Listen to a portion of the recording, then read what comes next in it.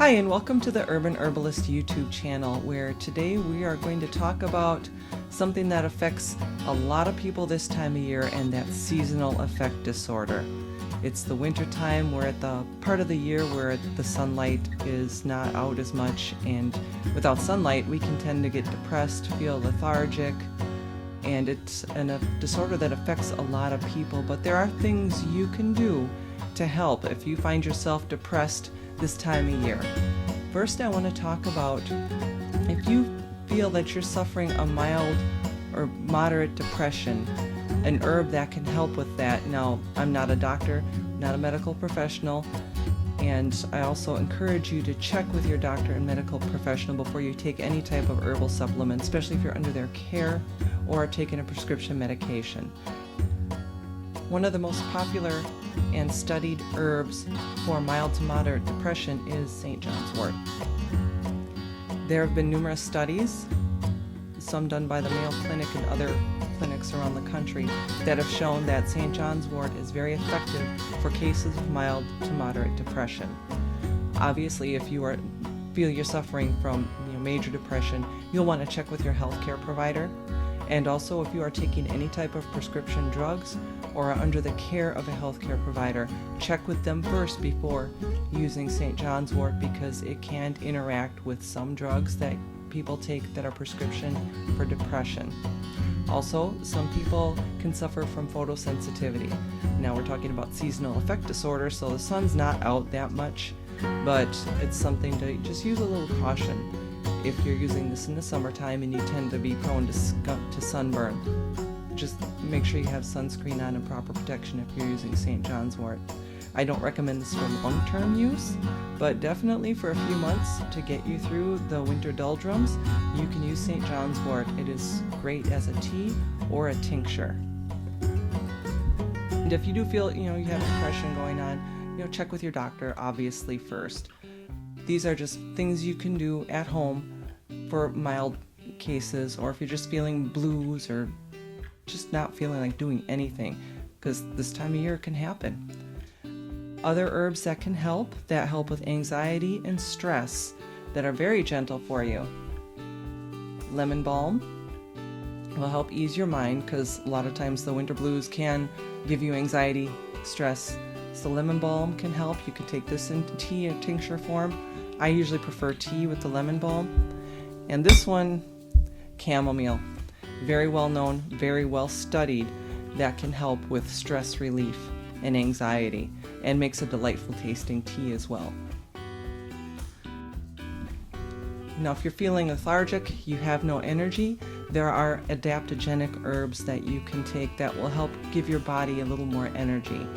One well known and well studied is ginseng. This is a white ginseng powder. You can get ginseng extracts in little vials that you can take 1 ounce at a time. You can make a tea with the ginseng, or you can use this tincture of ginseng and take a ginseng tincture that will help give you more energy.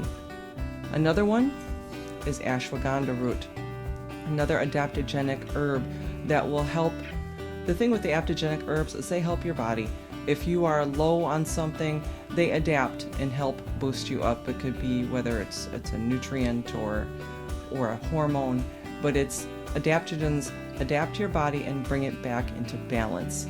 Ashwagandha root is becoming more popular. It's easier to find, and it's also known as the Indian ginseng. So it's another cheaper alternative, because ginseng has gotten kind of expensive. So you can try ashwagandha root. Another one is Eleuthero. This is called Siberian ginseng. Another one that's very affordable and easy to find, and all three of these will help you give you more energy, more vitality. And another herb I want to bring up that I don't have yet, I will have soon, is rhodiola.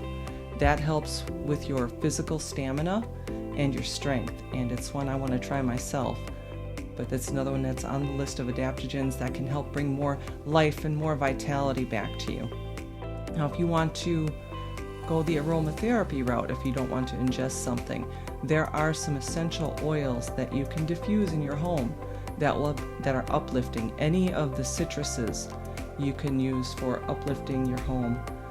lemon, it's also good for cleansing.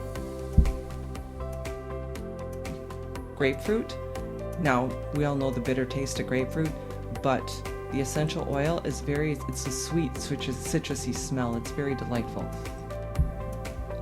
And orange, obviously sweet smelling, but all three of these are citrus based, and if you put them in a diffuser in your home, or even if you put a couple of drops in your shower, use a steam inhalation just so that you breathe it in. And the way aromatherapy works is it interacts directly with the limbic system in your brain. So that will also help uplift your mood as well. And there are a couple other tricks that you can do to help with the winter blues. You can start an exercise regimen, and if that might be a little much, just do some light stretching in the morning, get moving as much as you can. Keep your mind occupied. If there are any hobbies that you have, dive into them. Read a good book.